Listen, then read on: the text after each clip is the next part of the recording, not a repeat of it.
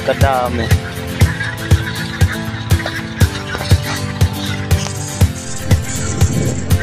Sarap niyang pulutan, boy. Tuwang-tuwang sila. Nakabuti pa sila eh. Nakapag-outing na eh.